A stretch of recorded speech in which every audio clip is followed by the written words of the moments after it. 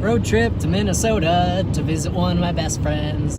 I had 4 cups of coffee, so I'm definitely buzzing a little bit. Just passed a sign that said Houston, 1 mile.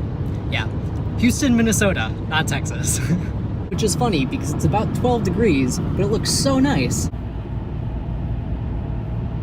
Once I got there, I met her golden retriever for the first time. His name is Griffin. I wish I had half the energy that he does. And that night we went to a brewery where she was side-eyeing me for filming. They also had a curling tournament going on here, which we tried to spectate, but it was hard because it was still -4 degrees out. So we just went back inside and played with our glassware. Till mom friend stepped in and was like, nah, stop being childish. Next morning I needed coffee to warm up and caffeinate for the day's adventures. First up was Ikea, where my friend and her fiance were looking for furniture ideas for their new home, but I just wanted to play with stuff. That was way more fun. You know when you drink coffee and you have to poop, like, right away?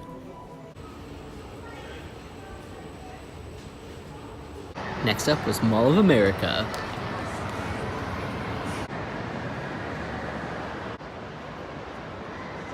And Sears had this graveyard of freaky mannequin parts.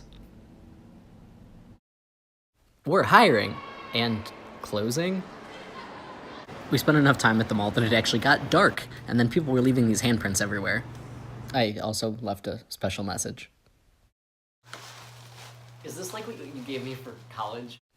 That gift was not YouTube appropriate. Team Bride. And then she wrote me a really nice heartfelt note asking me to be her best man.